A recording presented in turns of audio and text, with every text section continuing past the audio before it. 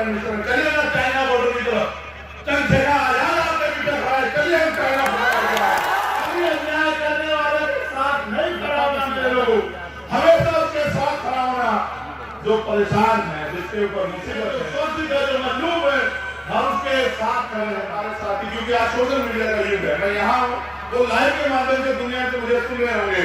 अभी सिंगापुर में हमारे साथी मुझसे आते हुए बात कर रहे थे, उनका नाम शोएब, वो मुझसे कह रहे थे कि भाई हम जैसे भी हैं हम आपके साथ।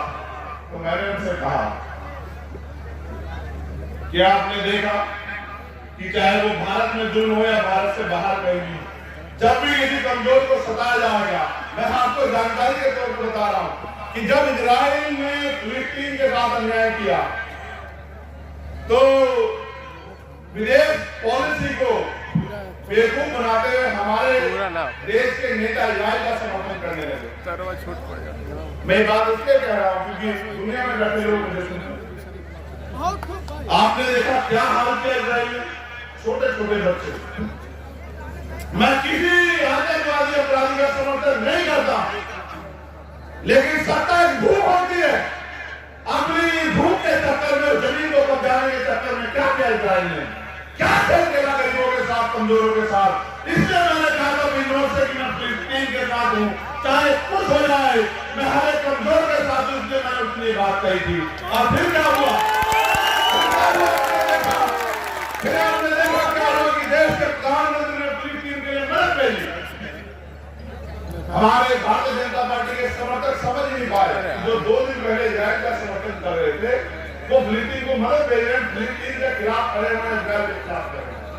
इसका कारण ये है कि इनके पास कोई पॉलिसी नहीं है, ये सारी विदेशी पॉलिसी खराब कर रहे हैं। मैंने तो प्राइम मिनिस्टर से कहा कि माननीय प्रधानमंत्री जी, मैं आपकी ताकत को समझता हूँ, आप भारत के प्राइम मिनिस्टर, चलिए ना चाइना बॉर्डर की तरफ, चंद्रशेखर आजाद आपके पीछे खड़ा है, चलिए हम चाइना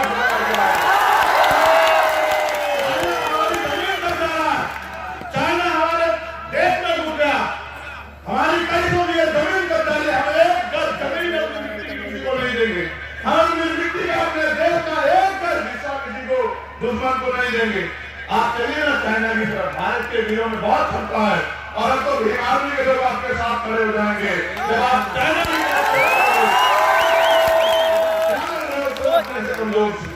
मैं बात आपको इसलिए बता रहा हूँ सारे के तौर पे कि आपको याद रहे कि चाहे अन्याय करने वाला आपका अपना हो या कोई गैर हो, कभी अन्याय करने वाले के साथ नहीं खड़ा होना मेरे लोग, हमेशा उसके साथ खड़ा होना जो परेशान है, जिसके ऊपर मुसीबत है, जो पीड़ित है, जो शोषित है, जो मजलूम है, हम उसके साथ खड़े होना।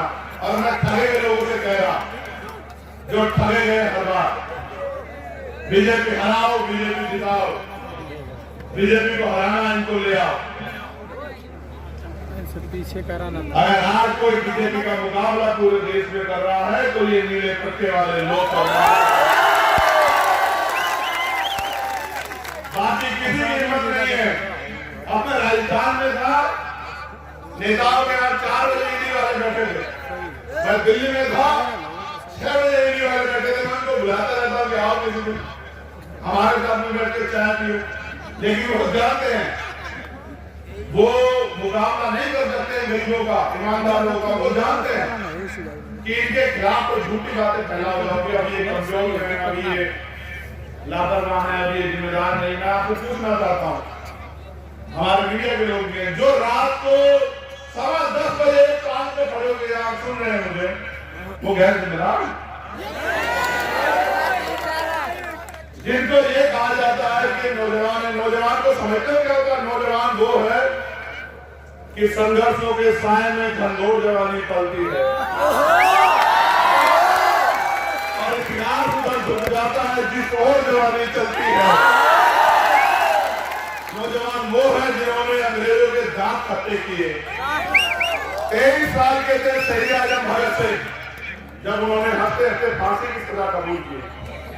आप समझते हो, अपनी मिट्टी के लिए मुंडक जाना, अपने देश के लिए शहादत देना, व्यक्तिगत लड़ाई कोई भी हो सकता है, लेकिन अपने समाज के लिए, अपने देश के लिए, अपनी मिट्टी के लिए कुर्बान हो जाना, ये जज्बा भारत की धरती में है। ये ऐसी पाक धरती है, ये ऐसी पवित्र धरती है जहाँ का एक एक बहादुर हजारों खाली पड़ता है, ये ऐसी धरती है। आज तो हाल ऐसे है कि जो इस मिट्टी को 5 बार सजदा करते हैं सुबह से लेकर शाम तक, उनसे सर्टिफिकेट मांगे जाते हैं देश के प्रति ईमानदार होने के। जो अपने इसको याद करने से पहले, अपने खुदा को याद करने से पहले 5 बार सजदे में ये देश की मिट्टी को सलाम करते हैं, उनसे सर्टिफिकेट मांगे जाते हैं। लेकिन जो देश को नफरत में बांध रहे हैं, जो देश को चंद पूंजीपतियों को सौंप रहे हैं, उनसे कोई सवाल नहीं करता। जो पूंजीपति मित्रों के हजारों करोड़ रुपए माफ करते हैं, जो गरीबों के 10,000 रुपए उनकी खान पीने का काम करते हैं, उनसे कोई सवाल नहीं करता। इसलिए मैं आपसे कहना चाहता हूं मेरे साथियों, आगाज हो चुका, आपको अपनी लड़ाई अपने आप लड़नी है, कोई आपको सहारा नहीं देगा। इसलिए इशारे के तौर पर कह रहा हूं कि जाओ गली गांव में और मेहनत करके लोगों को एकजुट करो। आप देख लो कि लोग किस तरह से आपसे संबंध रखते हैं। चुनाव आएगा तो सब आएंगे। मेरी जगह होता कोई नेता तो कहता यार उनसे कह दो मैं आ नहीं पा रहा हूं, लेकिन मेरा दिल नहीं माना। मैंने कहा और 2 घंटे भूखे रह लेंगे, लेकिन चलेंगे अपने लोगों के लिए, छोड़ेंगे नहीं। जब वो मेरे लिए पूरे दिन से बैठे हो सकते हैं तो मेरी क्या हिम्मत के मन के बीच ना जाओ। मैं वादा करता हूं कि दिसंबर के माह में लौटूंगा और मैं आपसे भीम आर्मी आजाद समाज पार्टी के नेताओं से कहना चाहता हूं, समय किसी का इंतजार नहीं करता, रुकेगा नहीं समय। मेहनत कर, समाज इंतजार कर रहा है, कोई को बुलाने आए। समाज कभी बिकाऊ नहीं, समाज कभी कमजोर नहीं था। ये लोकतंत्र है, जिनका वोट होगा उनका राज भी स्थापित होगा। कोई रोक नहीं करता, मेहनत करो। और जो लोग आज हमें कमजोर समझ के हमारे परमिशन कैंसिल कर रहे हैं, उन अधिकारियों से कहना चाहूंगा ये लोकतंत्र है। और अगर देखना हो तो मैं क्रिकेट बहुत देखता हूं। आप देखते नहीं देखते? यार आपको नाम हारे देख ना, इंडिया हार सकते हैं क्या कभी? मैं क्रिकेट बहुत देखता हूं। मुझसे एक पत्रकार ने सुबह पूछा था कि एक तरफ बड़े बड़े धन्ना सेठों की मदद वाली पार्टियां हैं, एक तरफ वो की सरकार, कैसे लड़ोगे चंद्रशेखर? मैंने कहा ऐसे लड़ेंगे जैसे अफगानिस्तान पाकिस्तान से लड़ा, जैसे अफगानिस्तान इंग्लैंड से लड़ा, जैसे नीदरलैंड न्यूजीलैंड से लड़ा, और ऐसे लड़ेंगे जैसे भारतीय टीम अंग्रेजों से लड़ रही है, और छोड़ेंगे नहीं। जब तक सत्ता का एक घमंड तोड़ेंगे नहीं, जब तक गरीबों के आंसू पूछेंगे नहीं, जब तक गरीबों को कुर्सियों पर बिठाएंगे नहीं, जब तक गरीबों के घरों में उजाला करेंगे नहीं, तब तक हम भी ऐसे मतवाले हैं कि रुकेंगे नहीं। बहुत बहुत धन्यवाद। कुछ साथी जो हमारी पार्टी ज्वाइन कर रहे हैं, चल के भी आए। श्री भोला चौधरी जी जो भाजपा से हैं, डुमरियागंज से, लोकसभा क्षेत्र से, उन्होंने आज आजाद समाज पार्टी ज्वाइन की है, बहुत धन्यवाद। अली अहमद फारूकी जी और मुन्नापुर प्रधान जी, डुमरियागंज, जन अधिकार पार्टी छोड़ के आजाद समाज पार्टी की मैं आस्था व्यक्त कर रहे हैं, मैं उनका भी धन्यवाद करता हूँ। और सबसे ज्यादा धन्यवाद करता हूं मैं अपने इस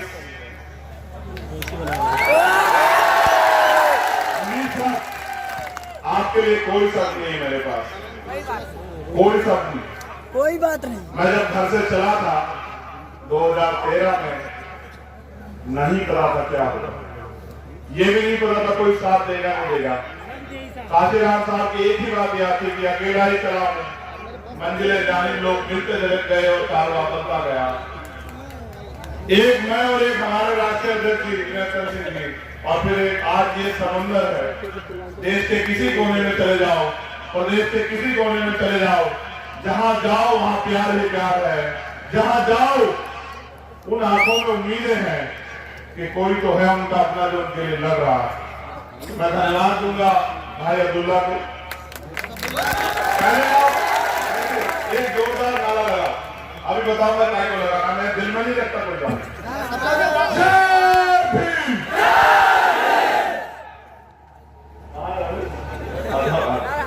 मैं मैं दिल में इसलिए नहीं रखता हूं, अभी ये दोनों बहुत मेहनत किया इन लोगों ने।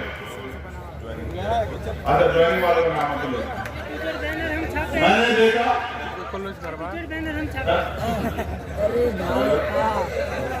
तुम्हें लाइक चंद्रशेखर भैया हम लोग मेहनत किए सुबह 4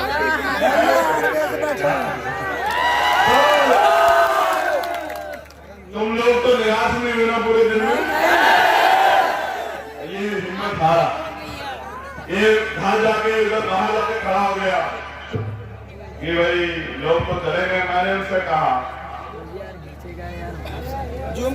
कि जंगे अपराध से क्या होता है, हिम्मत लगती है तादाद से क्या होता है। ये जो यहाँ टिका हुआ है वो एक इतना बहादुर है कि वो अपने कंधे पे बिठा के इस समाज को आगे बढ़ाने का काम करेगा। मेरा भाई बहादुर है।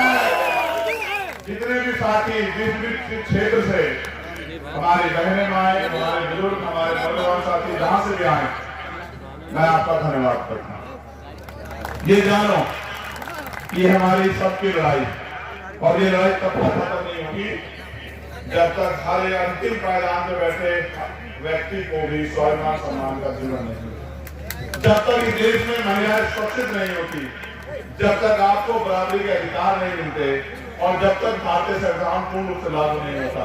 लेकिन ये जान लो कि आज लोकतंत्र है, इसके लिए आपको कुछ नहीं करना, बस अपने समाज को इस कमजोर शोषित समाज में भाईचारा पैदा करके और सिर्फ ईवीएम का बटन दबाने के लिए तैयार करना। क्योंकि मैंने काशीराम साहब देखो बा कि जो हुक्मरान समाज उनके लोग के हाथ फैले नहीं होते। मैं आपसे पूछना चाहता हूँ, क्या आप चाहते हो कि एक ऐसा समय आए कि आप ताकतवर चाहते नहीं चाहते बताओ? उसके लिए मेहनत करने को तैयार हो गया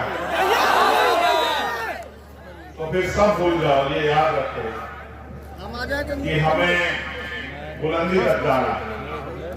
और फिर मैंने कहा कि ना रुकेंगे ना थकेंगे, और जब तक मंजिल को नहीं पा जाते तब तक लड़ते रहेंगे, संघर्ष करते रहेंगे। और जो अधूरा रह जाएगा वो मेरे आने वाले शेर करेंगे जो अधूरा रह जाएगा। अगर इस लड़ाई में, क्योंकि मैं समझता हूँ मुक्ति कटल सकते हैं, बहुत प्यार से बात किया, अगर मुझे कुछ हो जाए तो हिम्मत तो नहीं हार जाओगे, डर के घात तो नहीं बैठ जाओगे। अगर वास्तविकता मुझसे प्यार करते तो दुगनी ताकत से लड़ना, दुगनी ताकत से लड़ना। तुम्हारे कंधों में जिम्मेदारी है, तुम्हारे कंधों में जिम्मेदारी है भारतीय संविधान की रक्षा की। बहादुर क्या साथ दोगे नहीं दोगे बताओ? साजिद अंसारी जी राष्ट्रीय अध्यक्ष पसमानदा समाज, पूर्व विधानसभा प्रत्याशी आम आदमी पार्टी मुगलसराय से बोली, कन्हैया कुमार जी वर्तमान प्रधान।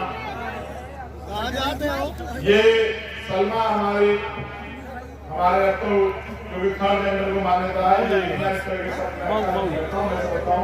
वो बहन भाई हमारी साथी है, राष्ट्रीय अध्यक्ष इंडियन समाज में, उनका भी ज्वाइन किया, मैं उनका भी धन्यवाद करता हूँ। सबसे ज्यादा धन्यवाद करता हूँ आपका, आप है तो हम हैं।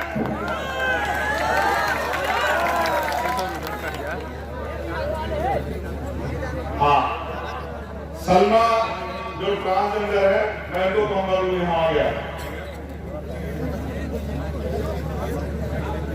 जिनको भी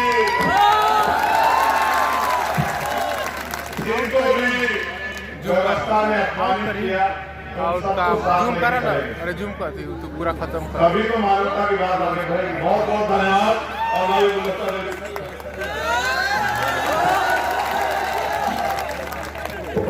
कोई ऐसी जगह नहीं है जहां मेरे को पैसे देने के लिए नहीं आती है, कोई ऐसी जगह नहीं, मैंने नहीं देखा। ये जिला पंचायत सदस्य हमारी छोटी है, जहां भी जाता हूँ इस क्षेत्र में ही आ जाती है और चुपचाप लिफाफा देके जाती है ये मिशन के लिए। आप समझ नहीं सकते खन्ना सेठों की पार्टी का मुकाबला हमारे लोग किस तरह से अपनी मेहनत से करते हैं। आप सबका बहुत बहुत धन्यवाद। जय भीम, जय भारत, जय मंडल, जय जोहार, जय संविधान। आप सभी के लिए मंगल कामनाएं।